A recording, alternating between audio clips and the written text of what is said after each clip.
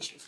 I'll give you all a call, but I might even get I'm here tonight to express our community's concern regarding the recent rash decision to reduce the Weath Alley Tips operating hours to only one full day a week and 2 half weekdays.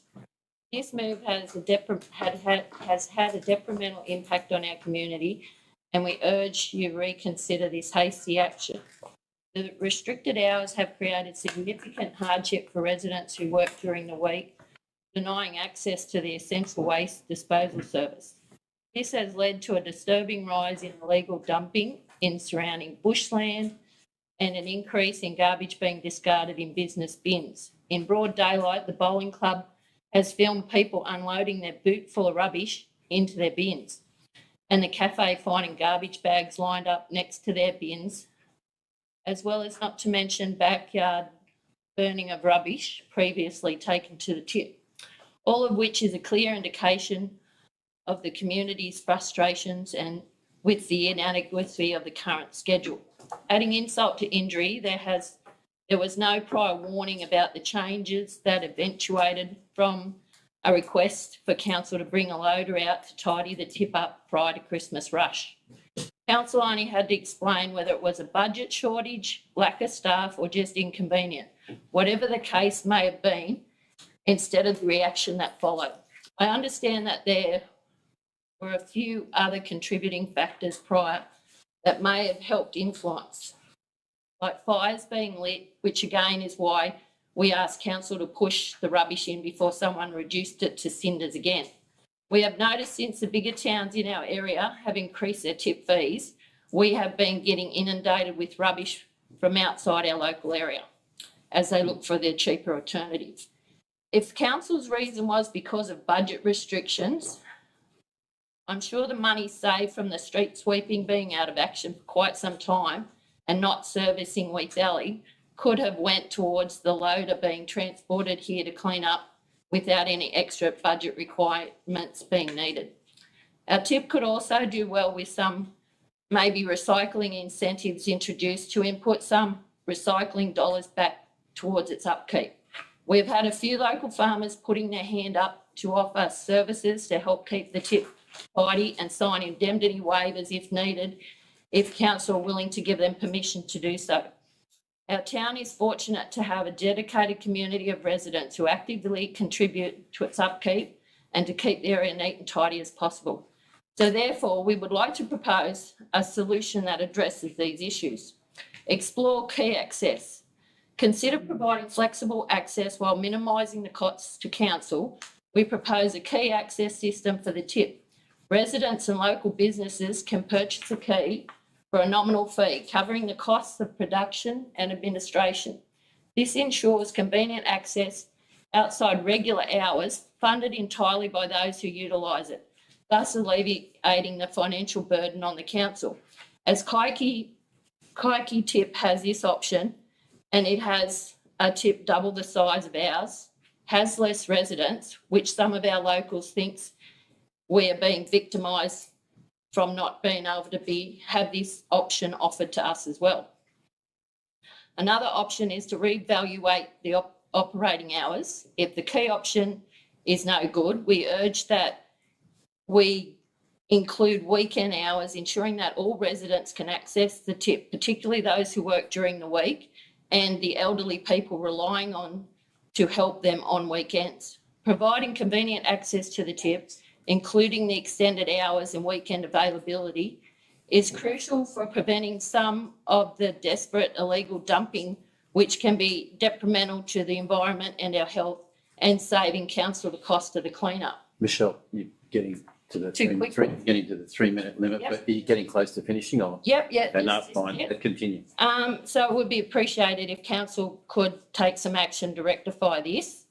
I'm sure we can work together to restore a functional, accessible waste management system for the community at Weath Alley. And on a positive note, thanks to Raymond and Pete, who did a great job in the main street. Thanks, Michelle. I'd just like to call on Belinda Bushell to answer some of these, the things that... actually do that when the report comes to council. Well, we can answer a few questions now, just as to why the tip was shut. So it's just regarding the reasons that only briefly, Belinda, and it's just regarding the reasons that the tip was shut and the actions that took place. So Belinda will just let you know. But all the things that you've discussed are currently being considered by the appropriate people. And yes, a key system is one of those things that's being discussed. I'll just ask Belinda to say a brief few words as to what happened out there and why this happened. Okay? Okay, thank you, Councillor, and thank you, Met Residents from Youth Valley. We did a remediation program on Youth Valley on October 15th, I think it was. Did a fantastic job out there. There was probably about between 8 and 12 tyres. We don't accept tyres there, but we took photos and whatnot.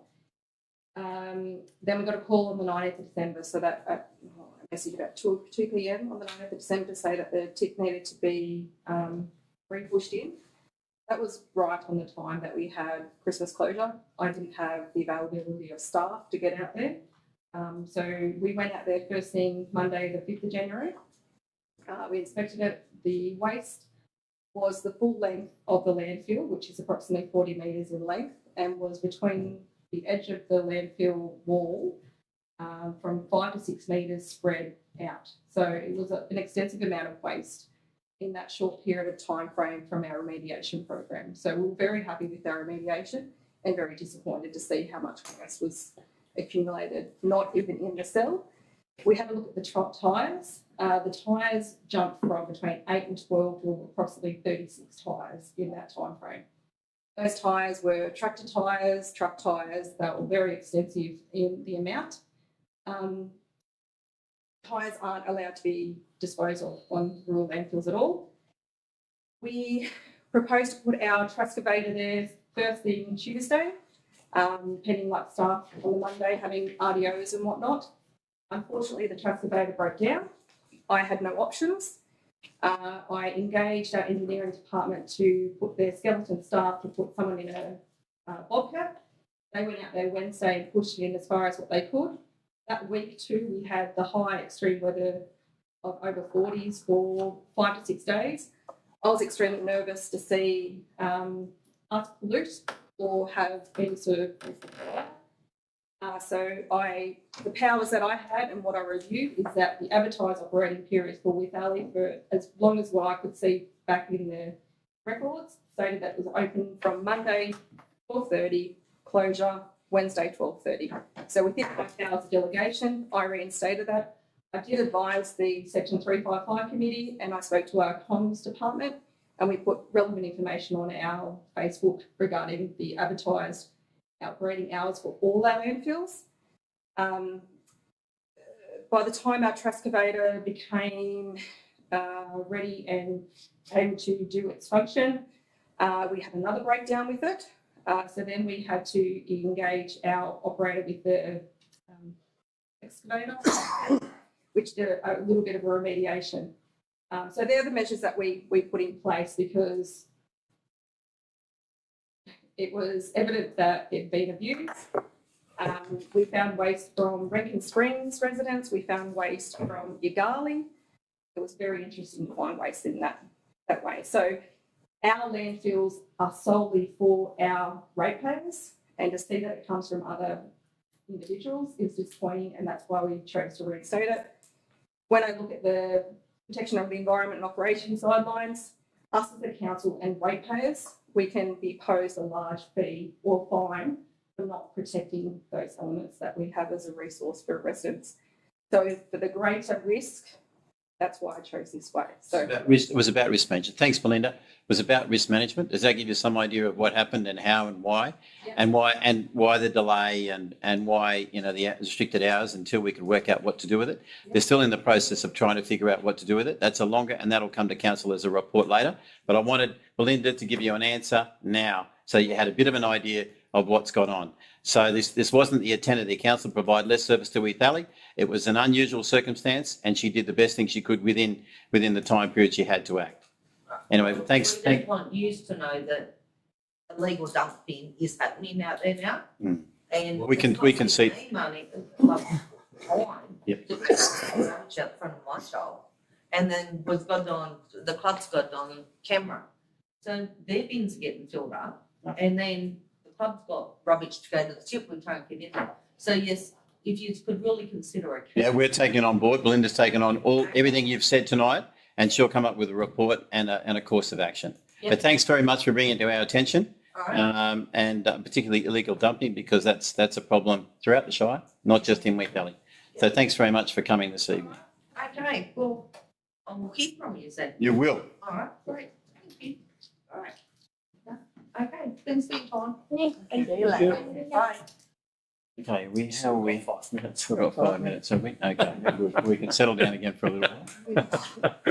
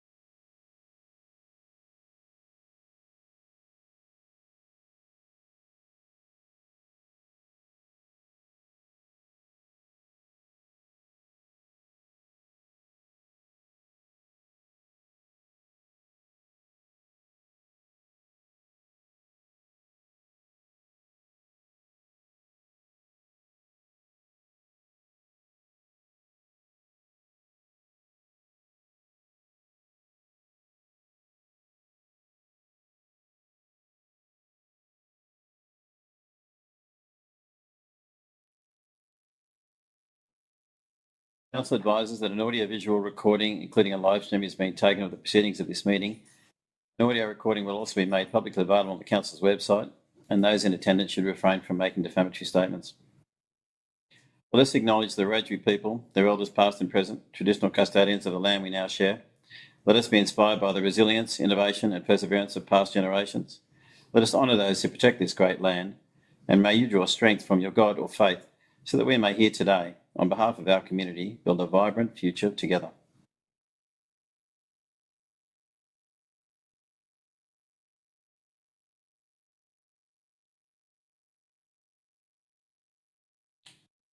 Yeah.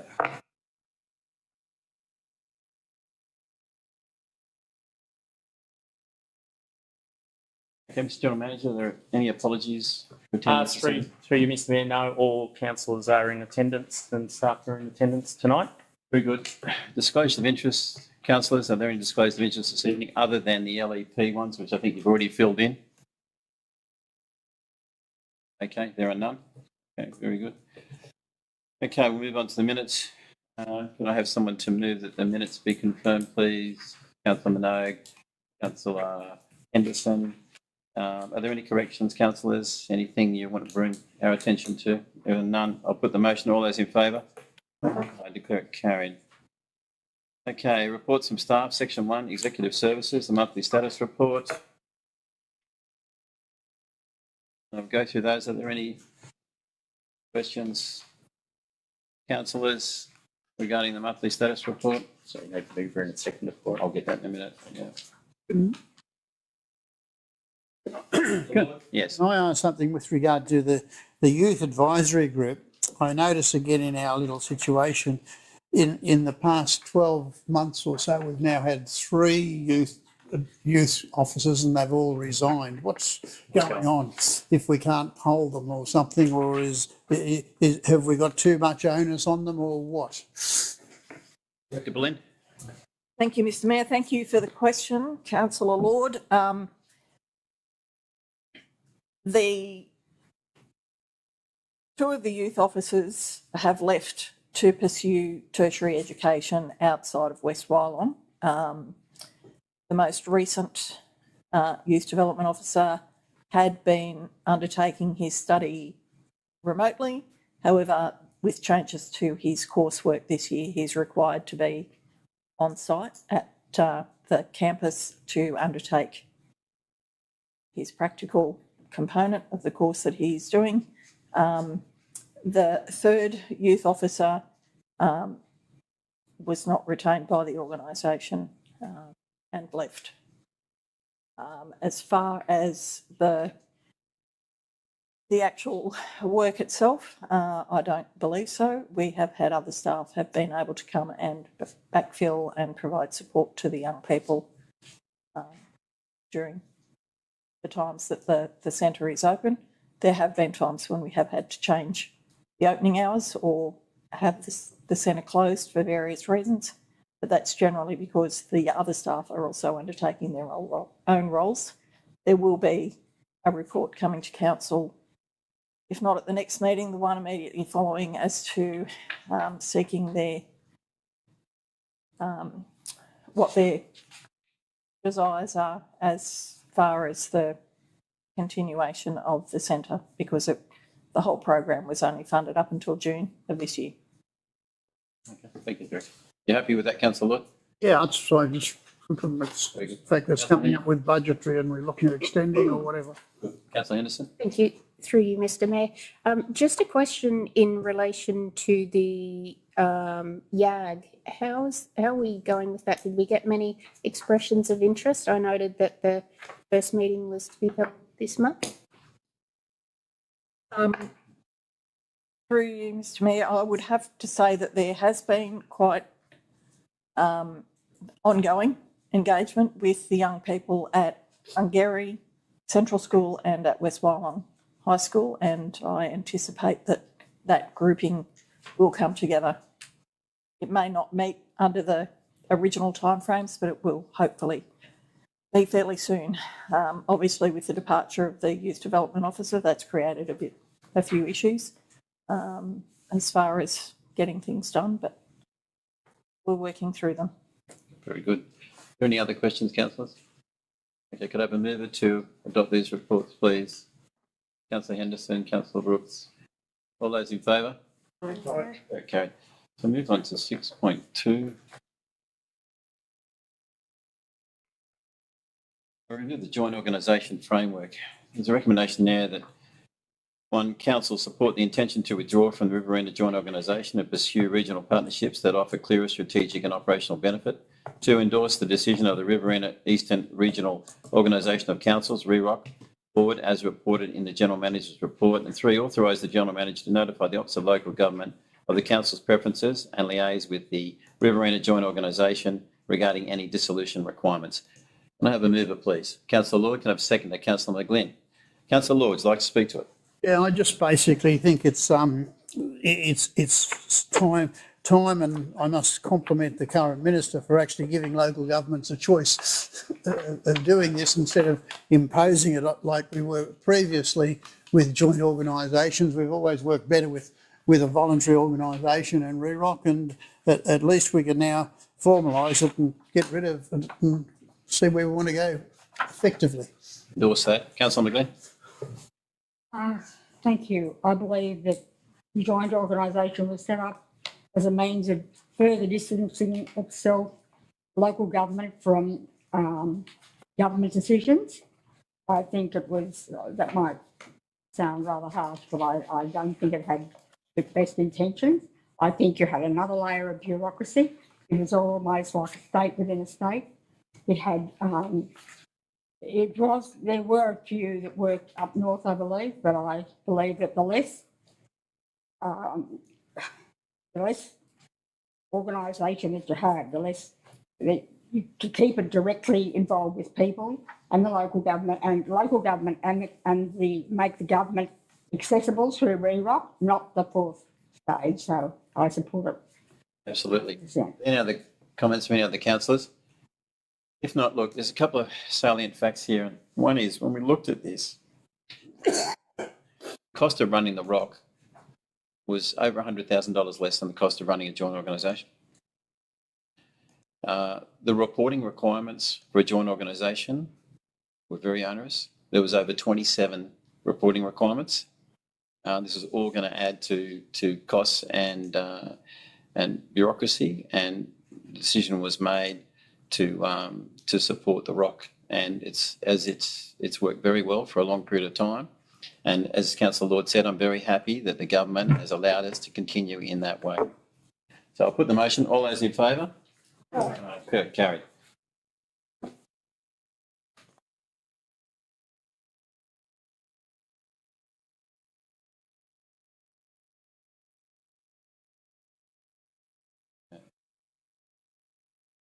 Section 2, the Corporate and Community Services, 6.3, Finance and Investment Report for February 2026.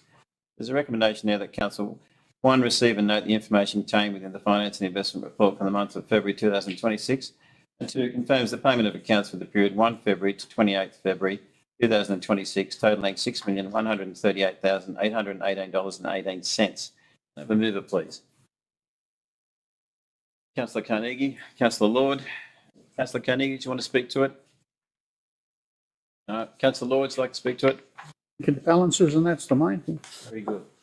There's no further comments from any other councillors. I'll put the motion. All those in favour? Carried. To page 23.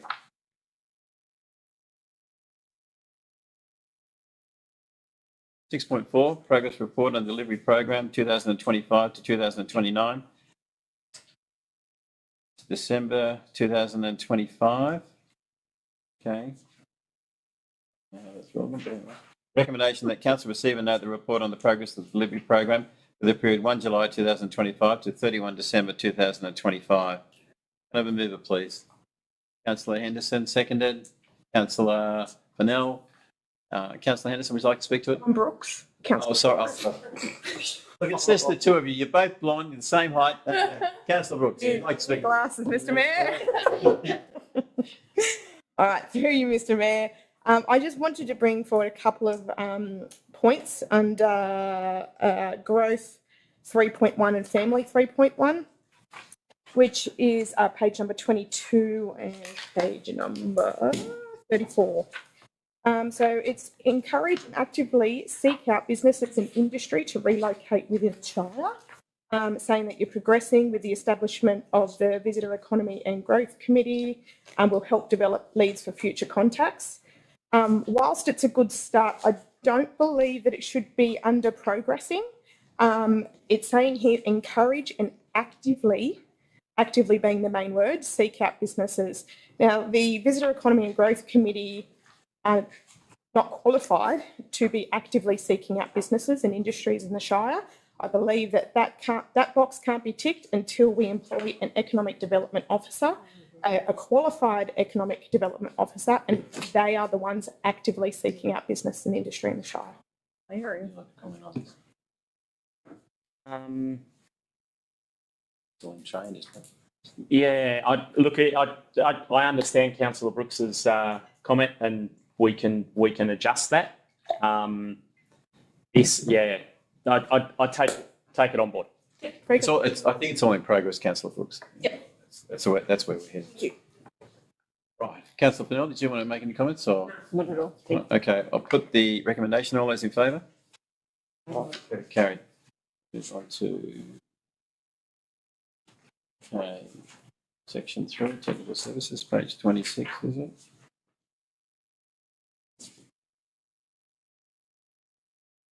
Section 3, technical services, 6.5, technical services report. There's a recommendation there that council receive and note the technical services report. Can I have a mover, please? Councillor Henderson, Councillor Brooks. Councillor Henderson, would you like to speak to it? Yes, thank you. Through you, Mr. Mayor. Just a question on page 31 under asset management strategy and advice. It's noted down here that installation of the new electronic information boards is currently in progress. I remember at a meeting I requested that the proposed locations for these boards be brought back to council so that we could Discussion. That obviously hasn't happened. My question is the person that has made the decision on where these boards are being placed taking the Main Street Revitalisation Program into consideration?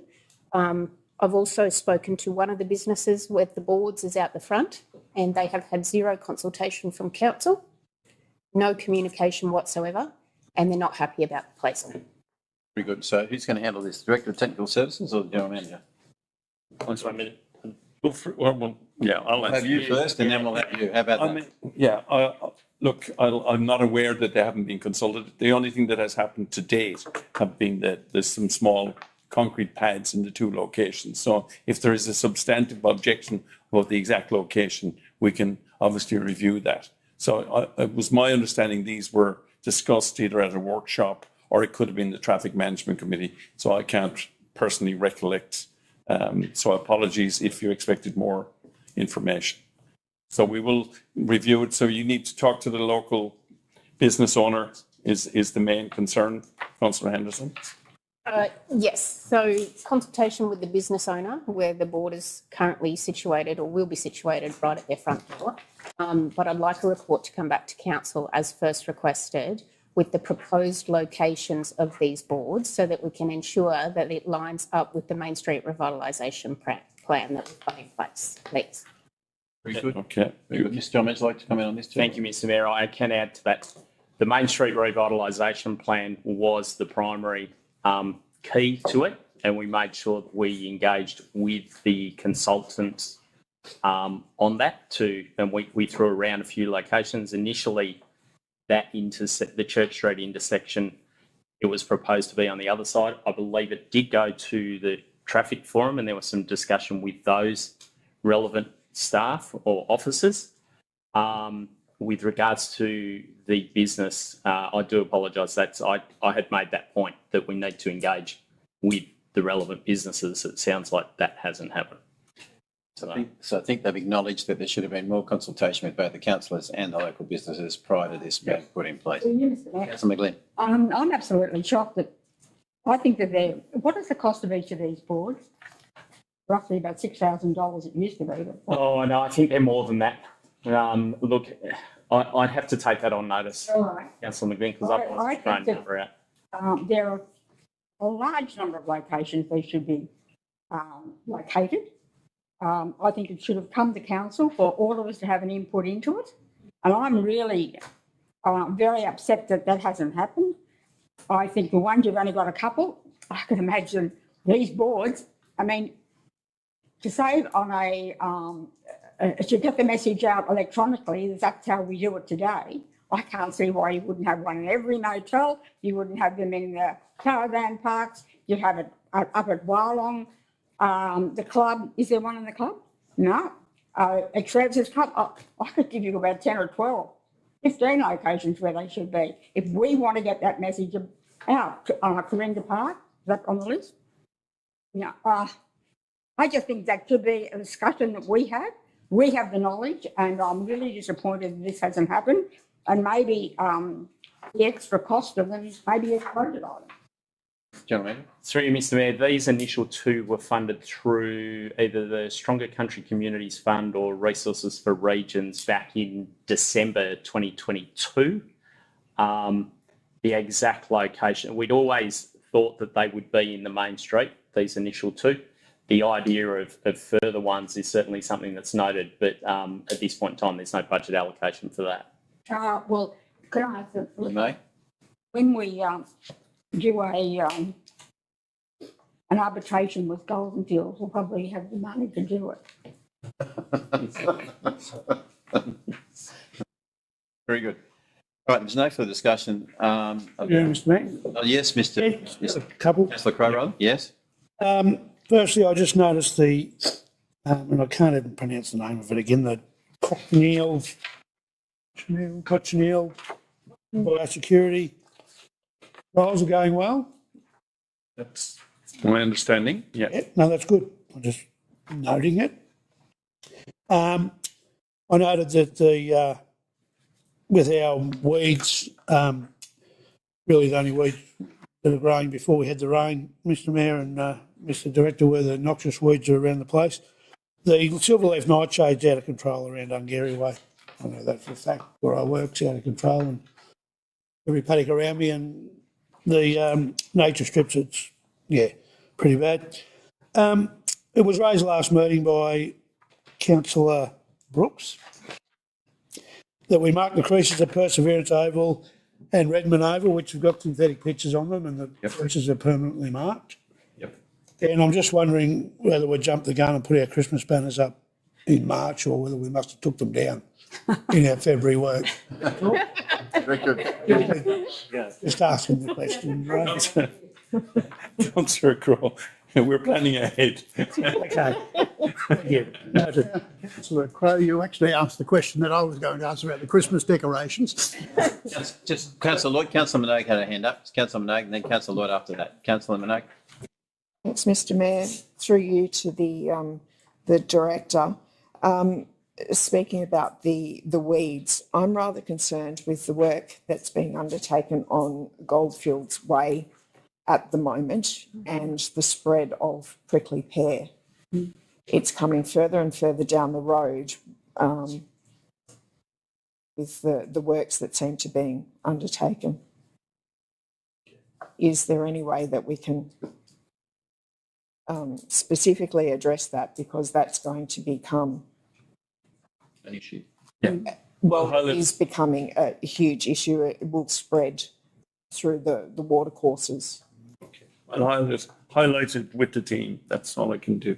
Yeah, and the biological control works really well where there's a huge proliferation of prickly pear, for instance. But when it's just random plants that are spreading, it's not good enough. Okay. Very good. Councillor Lloyd. I was just going to ask a similar question on weeds, actually, particularly on those roadworks, but also I think there was some grants announced for some new weeds, and are we applying for some of those ones? But I think it's all administered through the land councils and not the Shire councils. Director? Yeah, I can check with the team and just ensure that we are applying. We do apply for grants regularly. We might have missed that one, but I'll check. I think it's through the land councils. Good. Councillor? If I could just ask a question, if I may, through you, Mr. Mayor, just in regard to the mosquito testing and the chickens. I know we have a program here, but I just didn't quite know how it worked. I have an interest there in the Japanese encephalitis and just how the notification might sort of come out that there has been positive testing or what might happen there. A number of the doctor's surgeries do actually immunise against Japanese encephalitis, and we have had water laying around. It's still quite humid, but I guess you would be alerted if there's any serious outbreak or positive testing. Yes, Director. Yeah, that is the intention of the testing, is to keep an eye on these risks. So I'll check about the frequency. I'm not sure what the frequency is at the moment, but it is an ongoing program. Yeah, no, just the current weather conditions, might sort of see more of that happening. Thank you. Very good. Councillor Brooks? Done. Thank you, Mr. Mayor. Through you. Thank you for bringing up the mosquito and the chicken testing. I was going to ask about that as well, and if that's something we can promote awareness for, especially for the chickens. There's a lot of people that have chickens as pets. If there's something that they can be doing at home to help stop the spread, that might be good. And the other thing I wanted to bring up was two things at Redmond Oval. A couple of weeks ago, we had to, West Wyalong Junior Cricket Club had to hold a cricket match at Redmond Oval because McAllister wasn't available. We showed up to, I was told it was freshly mowed, which we knew it was because they mowed without a catcher.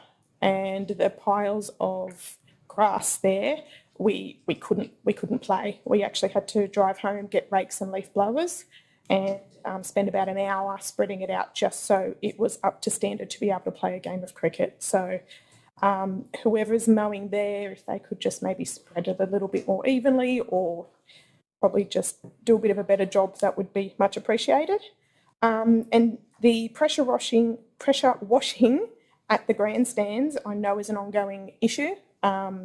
Every time I go there, even if it has been pressure washed, it's only overnight before those birds are up in there again, and it just becomes an area that you can't use. So could we look into perhaps bird spikes on those beams, or something that is a long-term fix, because you can wash it every day and you're back to square one. It's a waste of resources. The birds need to stop nesting in there overnight.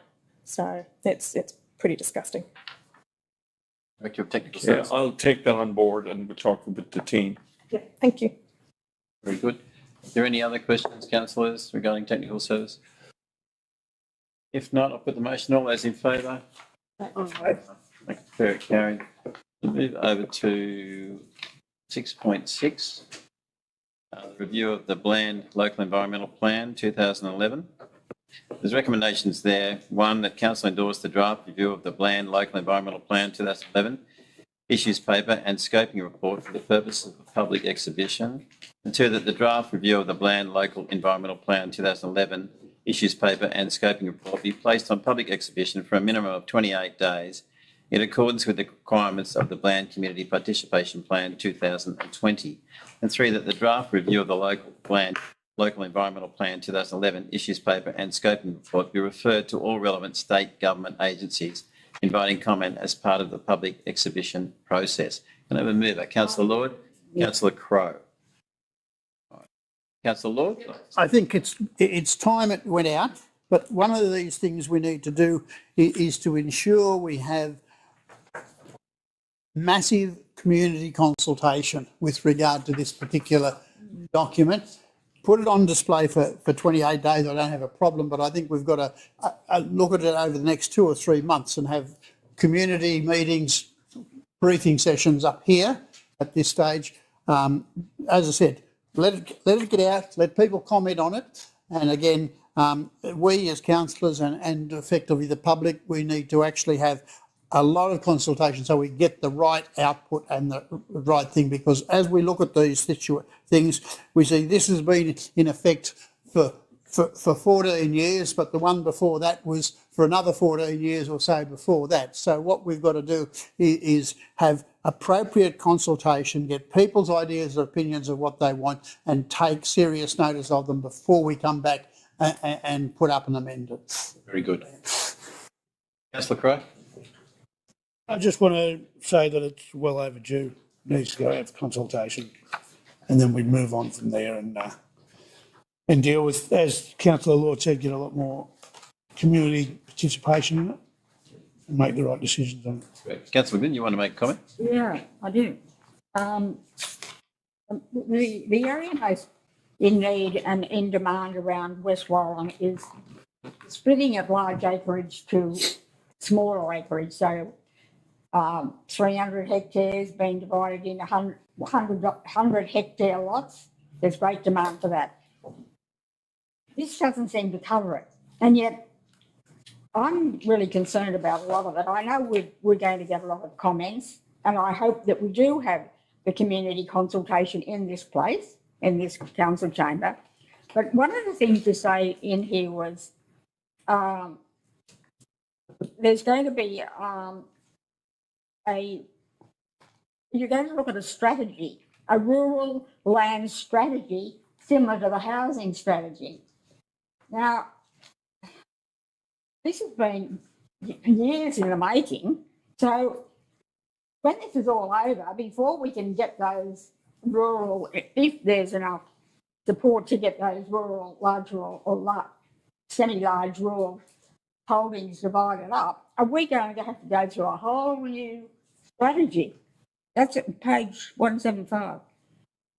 And that was... I can probably get an answer for you now. We've got Erin Green from Development Services here. Thank you. She probably can give you an answer. She can speak now at the meeting if you'd like her to. Yes, I'd like her to answer. Okay. Well, I'll get a reply from Erin now. Okay, so the question, just clarifying the question to, you're saying that there's demand in the community to subdivide or have a lesser land size.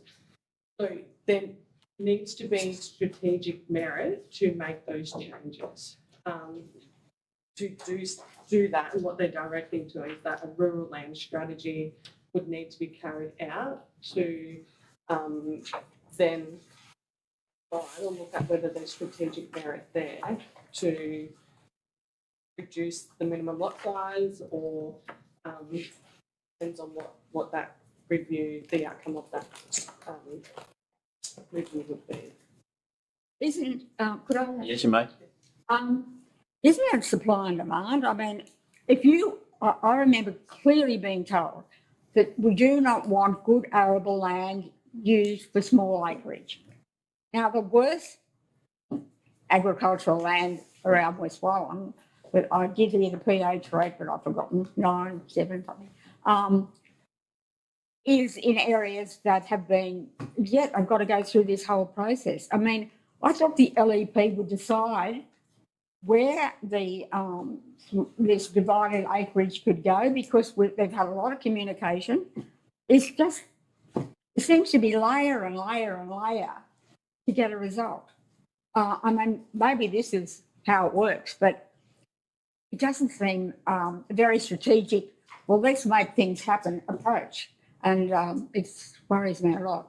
I think and I'll get Erin to answer this, but I think that the concern you're raising is right. You're saying that West Welling's basically built on a rock and their surrounds are not very arable.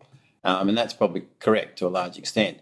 But I think what Erin's trying to say is that there's other departments involved in the process that have got to go through a procedure, and they'd be involved in agriculture and other areas to see whether there's going to be reductions in production and all sorts of aspects before it could go through. And that's the problem, I think. Is that correct? Yeah, so in that, in everything we do, you've got to obviously communicate, engage with the relevant authorities. So in the rural land strategy, then we would be engaging with the relevant external agencies for comment. I will note that council did apply for funding for a rural land strategy. I can't speak for where it's up to, so you have to leave that one on notice for me. But we did apply for funding to look to get a rural land strategy done. So can I ask one more question? You may. I'll be the last. Last one. Last one. The rural, so we're allowed to do division virtually out to the AWB site, out on the Ungary Road. Sorry, could you repeat In the plan, we could subdivide out on the Ungary Road. are you talking about the approved subdivision that's already there? Yes. Yep. Well, the land there, a lot of it is a lot more arable than it is on the Newell Highway end. And yet that's the one that isn't covered in the small lake. There's so many anomalies in it. It's already zoned appropriately, like the R1 for the subdivision. Yes. Okay, look, we'll leave it at that. Councillor Henderson. Thank you. Erin, I think you better get ready. I think there'll be more for you. Oh no, I'm saving it all for later. Don't worry. I'd just like to say with the communication, can we, because this document is a rather large size, can we please ensure that we have printouts available for people to collect from reception desk at council? And can we please get that out to the community that they are able to come into council and pick up a copy of the draft LEP so that they can go and review it, because it is a very large document and does need to be, I think, obviously printed out and notes made and things like that. So can we please Magic, can you organise that? ensure that that is communicated? We'll do that for you, Councillor Henderson. Are there any other questions, Councillor? Yeah, I know. I have to go. Councillor Minogue. Just a question. On note with the consultation, it says community information session at a suitable venue. So do I take it that we're only having one consultation? Is that sufficient? Mr. Gentleman, Mr. Mayor, I'd have to defer that either to the director or the manager. I'm not across the detail within the scope of works. Either the director or the manager or both? Well, look, essentially, the idea is to do a proper job of this. So it'll be driven by the amount of feedback we get. If people need more information, we will go where the requests are coming. So it's more than one, because that I wouldn't, I'm sure Erin would agree with me, like one consultation for something as important as this wouldn't be adequate. We need to get as much feedback as possible. It's just Erin, would you in the like to comment on? singular rather than plural. So just based off that, at least 10 days notice of the date and venue will be published. So we've got 28 days. Plus 10. So we're going to go on public exposition for 28 days. We've got 10 days notice. So you probably potentially could have two, but based off this, yes, there would be one session. Councillor Henderson and then Councillor Lord. Councillor Henderson. Thank you. Doesn't it say a minimum of 28 days? I think we need to look at possibly extending this period.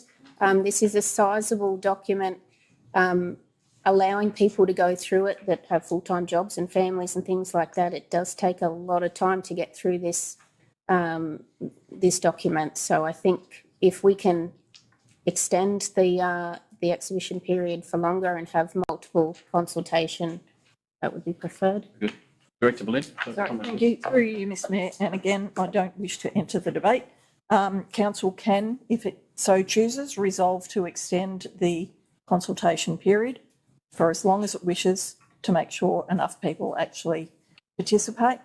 The dates that are in legislation around advertising policy procedures are minimum dates specified. So if council, and we have done it previously for other policies that impact the broader council area, so in your hands. Councillor Lord. My question was a minimum of 28 days and we could extend it. 28 days is expensive, right? It's free on No. existing recommendation and change the number. We could actually make that amendment now if you like, so we can push it out to double that if you want to, Yeah. 56 days. You'd like to move that way, councillor Brooks? The motion to double it, please. Yeah, councillor Anderson, you, okay, very good. And if you can just check with Councillor Lord and Crow, who were the original mover and seconder, then we just don't need to do it. I'm quite happy to make 56 days. Very good, councillor Crowe. It doesn't bother me. Do we just go 56 days or do we not put a date and we just say that we'll review when we're going to take it off exhibition at the next meeting? Which is 28 days to 30 days time. Dr. Belinda, would you like to Sorry, comment? excuse me. With any exhibition period, you have to allow a 10-day period following. So it's best to specify the number of days. Go 56. Plus 10 days for. Sorry, 56. So you're saying there's 28 days plus 10 days. So it's actually 38 days. If you can't read a document in 38 days. Sorry, sorry. My apologies. It's actually 14 days. So I was thinking 10, as in 5 working days. So it's any document that goes on exhibition under the minimum is out for submission. You have 42 days to get your submission in. Happy with 56 days. Happy with 56 days. Totally happy with 56 days. It allows people to come in and ask questions, write submissions, because we're actually requiring written submissions and there's some confusion. So I just don't think we should be arguing over 10 days. We'll make that change. Okay, we'll make that change. We'll put the motion as amended to 56 days. All those in favour? Aye. Fair, carried. Okay, good discussion.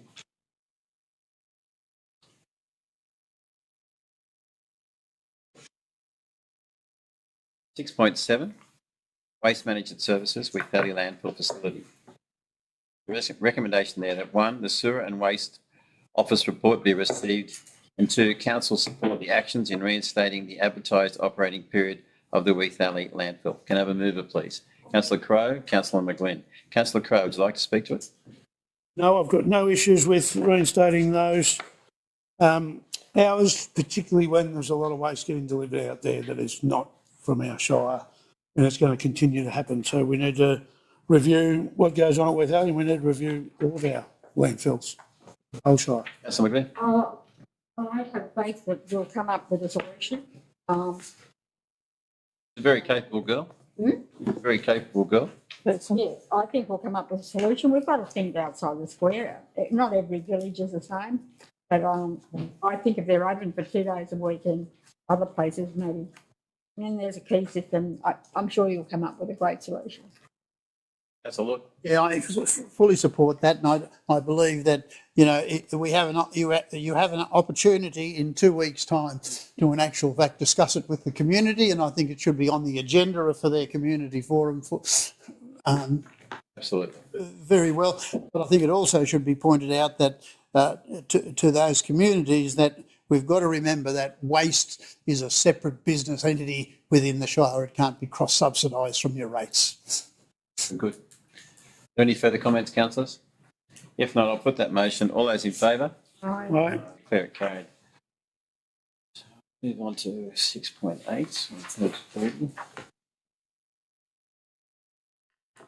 6.8, Development and Regulatory Services Activity Report, February 2026. Note that Council receives a notice of Development and Regulatory Services Activity Report for February 2026. Have a mover, please. Councillor Lord and Councillor Brooks. Councillor Lord, would you like to speak to it? I don't think it needs too much speaking to it, but 19 cats in the pound is a fair number. Councillor Brooks, would you like to speak to it? Are there any other comments from any other councillors regarding this? If not, I'll put the motion. Oh, wait, before you go. Yes, you may. Does this cover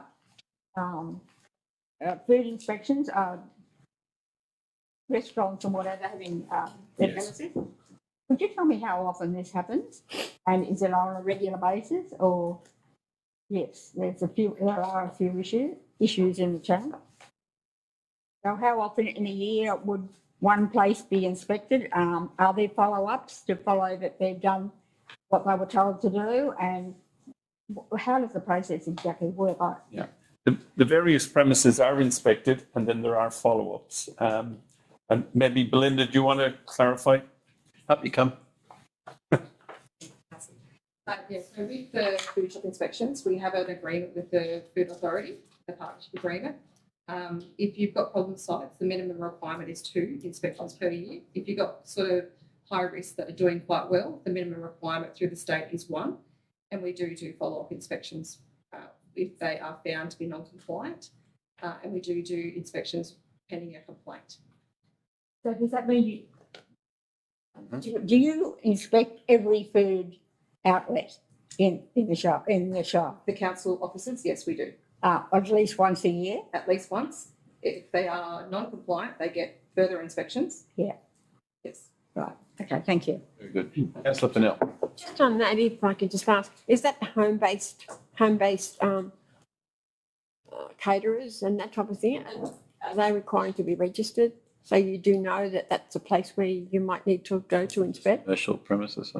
Very good question. There is a lot of dark kitchens throughout the whole state. What are they called? We call them dark kitchens. The only honest people register their food business. If we could be police officers and inspect every single house to find out who's, baking bread or baking whatever, it's not sort of something that we can regularly do. Because sometimes it just happens and you're just not aware of it. But yeah, if they are honest, they come to us. If we find out about them, we contact them and ask them to register. Thanks. Very good. Any further questions, councillors? Not, I'll put the motion. All those in favour? I declare it carried. Okay, reports, committees.